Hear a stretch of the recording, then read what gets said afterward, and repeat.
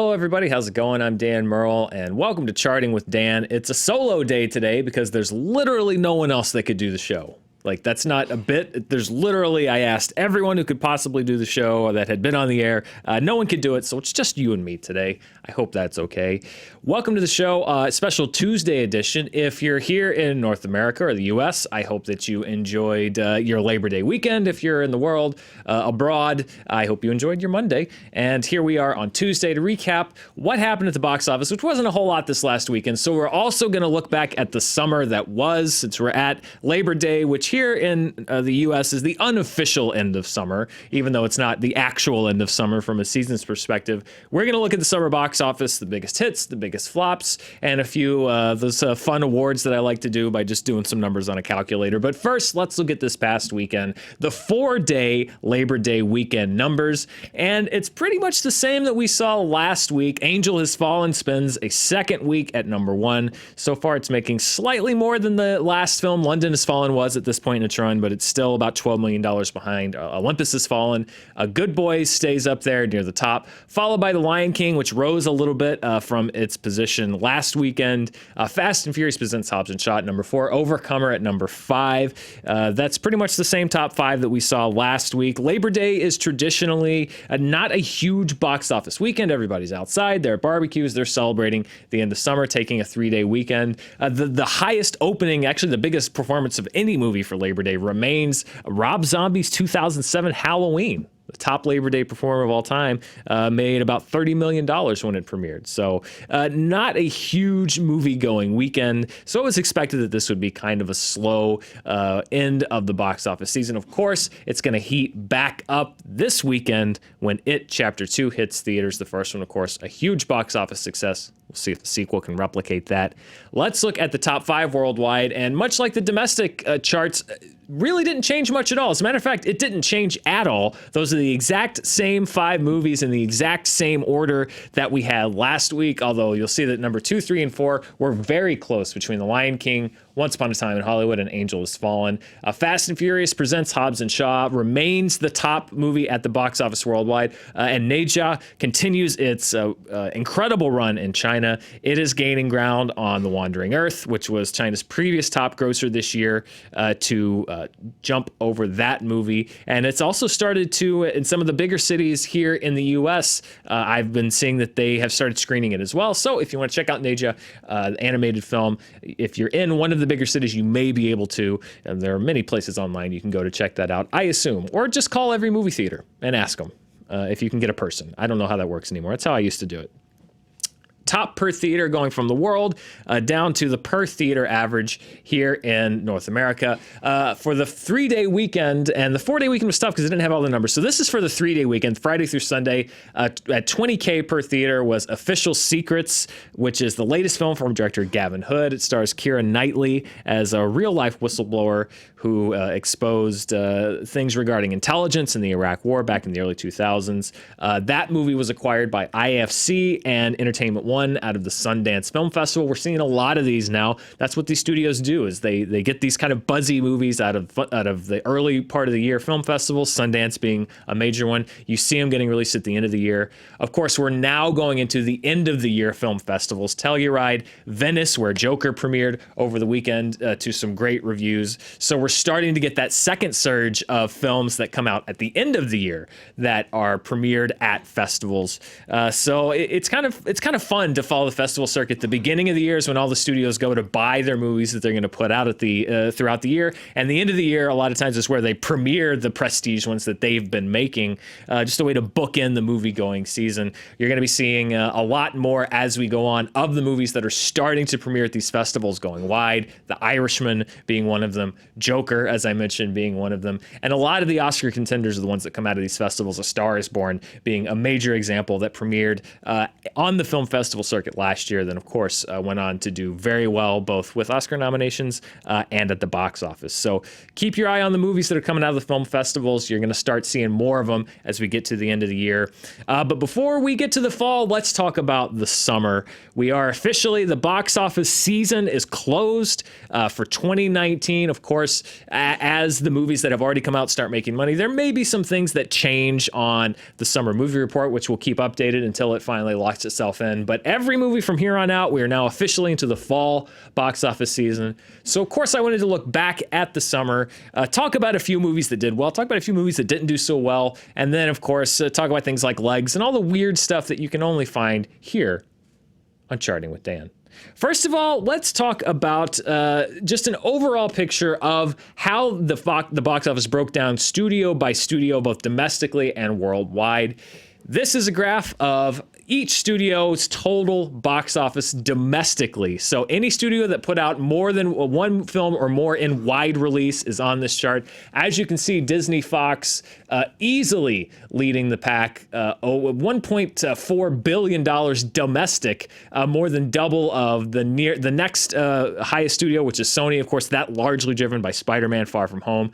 Then Universal, Warner Brothers, Lionsgate. Paramount did not really have a breakout hit all summer. It is currently, even though it's a major studio, it is currently 6th behind Lionsgate, which of course had John Wick Chapter 3, a huge hit for them this summer. But as we knew and as we expected, both domestically and then we'll see in a second the picture worldwide, Disney having a massive summer at the box office. And keep in mind that those numbers do not count any of the money that was made by Avengers Endgame. And a lot of the money in May was made by that film because it opened in April. I don't count it toward the summer box office. I think there's a lot of people at Disney that do, because I kept hearing this thing thrown around that Disney had made more this summer than every other studio combined. That's true if you do include the Avengers Endgame money. But since it opened in April, that's not included in my calculations here. Just know that if it were, that number would be even higher. Let's look at the same breakdown worldwide. So these are the worldwide numbers. And again, it's pretty much the same thing. Disney having a massive year, an even bigger lead over Sony as far as total box office. That is crazy to have pretty much over twice as much as your nearest competitor.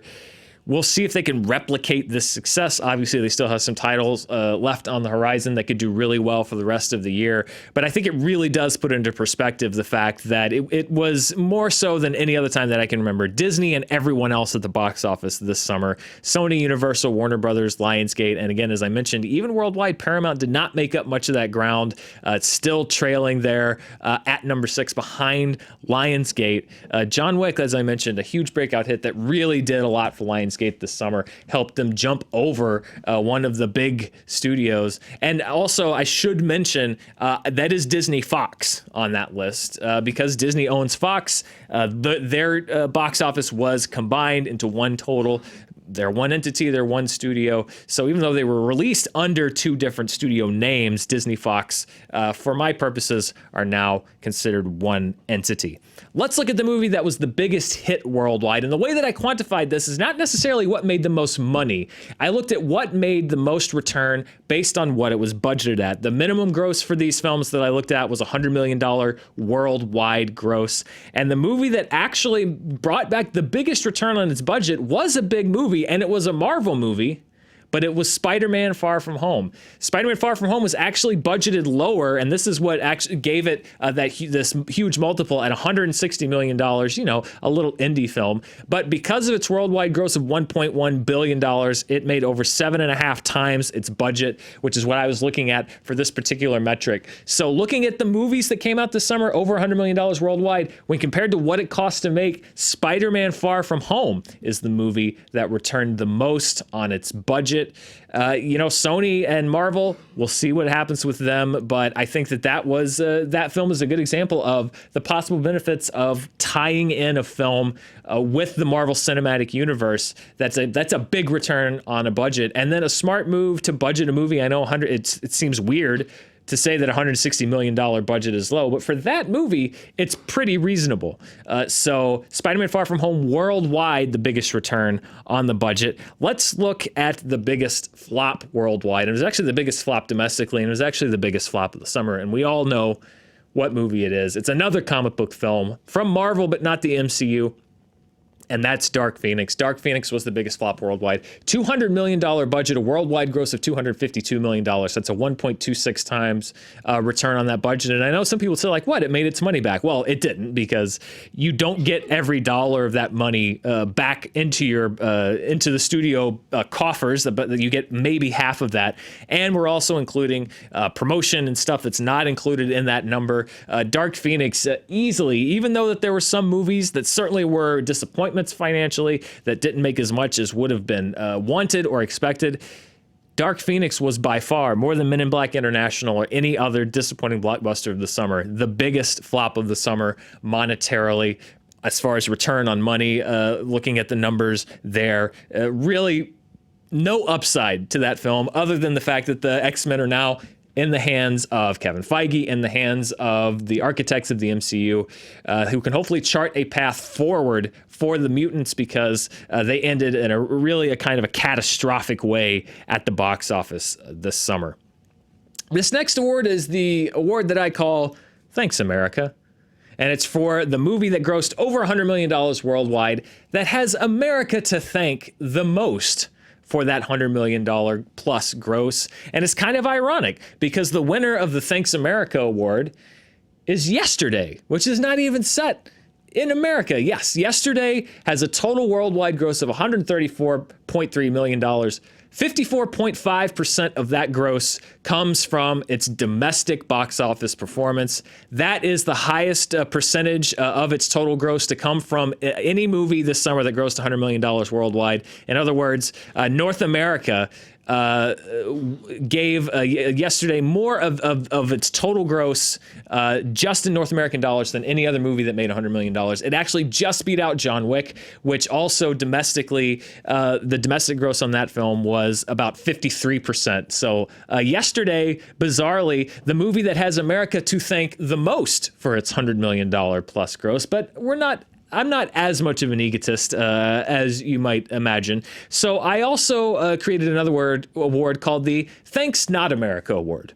And that goes to the movie that has the rest of the world to thank for its $100 million gross more than anyone else. And that goes to a franchise film that was a late summer entry, Fast and Furious Presents Hobbs and Shaw. Now, this is still in theaters, so this number is probably even going to go up. But as of right now, Hobbs and Shaw has made $687 million plus worldwide. 76.9% of that gross has come from countries outside of North America. Of any movie this summer that grossed $100 million or more worldwide, that's the highest percentage of money that came not from its domestic, i.e. North American gross, that came from the rest of the world.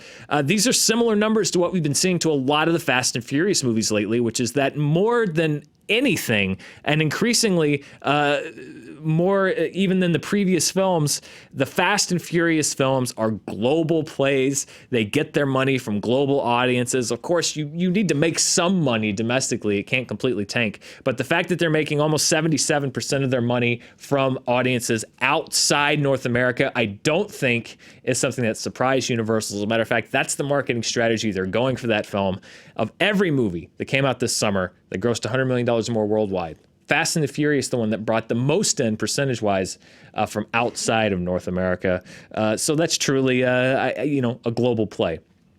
And I couldn't be giving away awards if I didn't bring out the Summer Legs Award. This will not be as inappropriate as when the Legs Award went to The Upside earlier this year, and I apologize for that again. I can't change the data. The data has a very sick sense of humor. But since this is just summer movies, we don't have to worry about that. The Legs Award goes to the movie whose final gross was actually the most amount of multiple of its opening. So if a movie opened at $20 million and it ended at $60 million, it made 3 times its opening. That's what we call legs, the ability for a movie to make money past its opening weekend.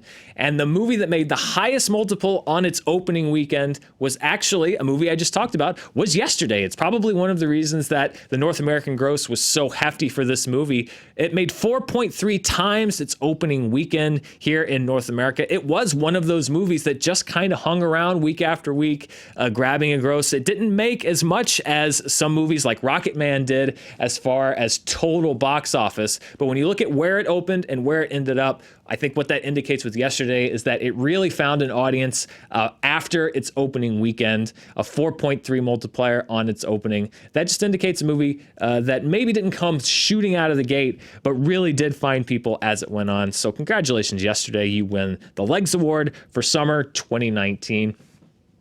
And those are some of the titles. Honestly, I could do 5 or 6 more of these, but I had to do the show because it's like 8:30 on the East Coast. By the time you see this, it could be 9:30. I just got to do the show. So maybe if I come up with some other little bits of information, I'm sure there's going to be some slow weeks. We can work on the butts in the seats and the bits index, a lot of stuff. But for now, those are my awards for summer of 2019. Let's look at the worldwide picture for 2019, not just the summer, but the entire year.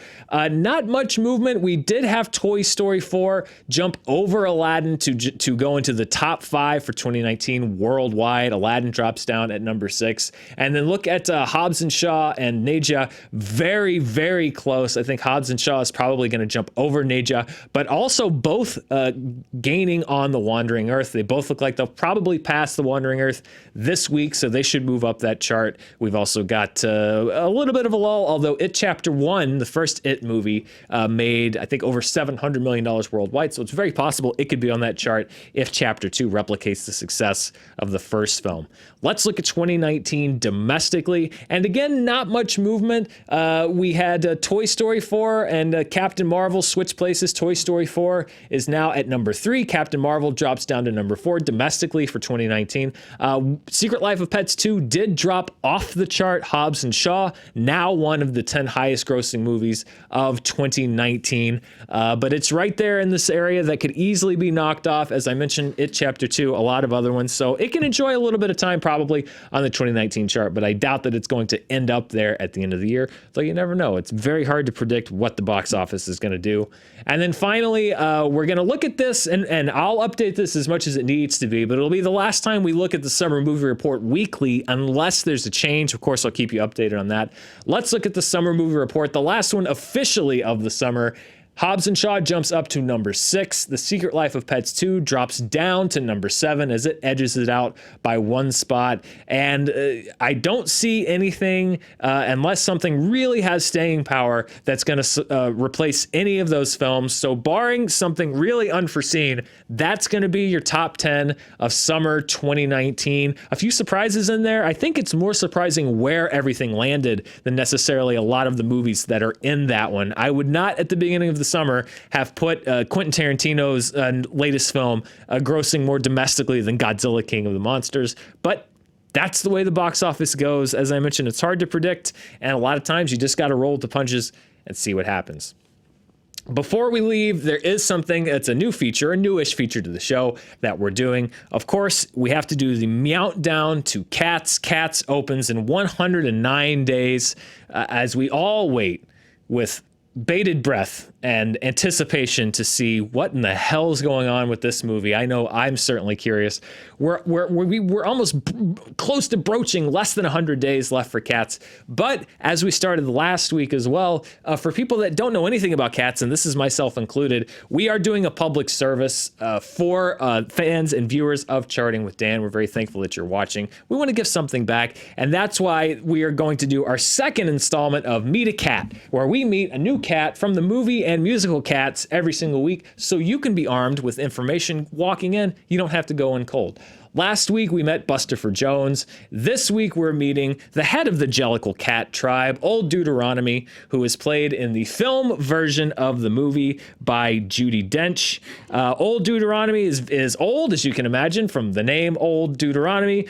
Very wise, has lived many lives, supposedly. Now, one thing that Old Deuteronomy shares with Bustopher Jones, who we met last week, was that the role was originated by Brian Blessed in the original London production of Cats. He played a dual role. He played Bustopher Jones and Old Deuteronomy. However, that was a special case. After that original production, they have been played by 2 different actors. By the way, a commenter pointed out, rightfully so, last week when I mentioned Brian Blessed, that I did not point out that you may know him as Boss Nass from Star Wars Episode 1, The Phantom Menace. I don't know how I could overlook that. Old Deuteronomy may or may not exert psychic influence on the other cats.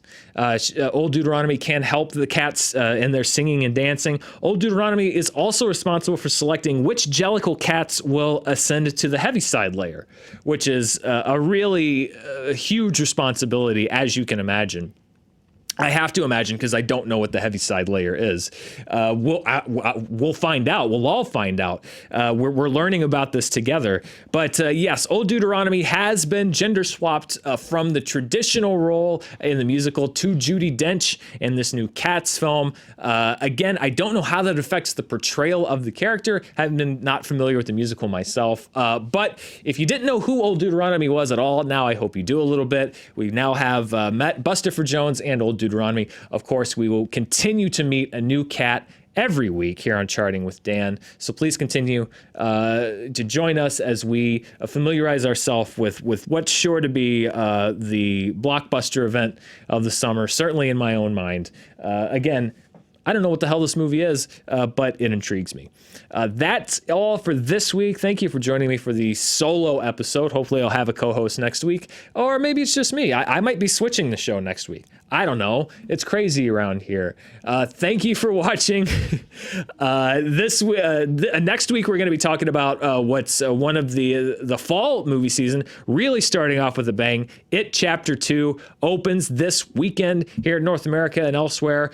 There's a review from me sitting literally in this chair that you can check out right now here on Fandom Entertainment. We're also hoping to do a spoiler review that'll come out this weekend, and then next Monday I'll be back on our regular schedule, where I will break down the opening of It Chapter 2, how it stacked up to the last film, what did people think of the movie, and everything else box office related. Thank you so much for watching. As we've gotten to the end of the summer movie season, there's still a lot more fun stuff coming before the end of the year, and then we get to flip the calendar over and start again. Thanks for watching. We'll see you next time.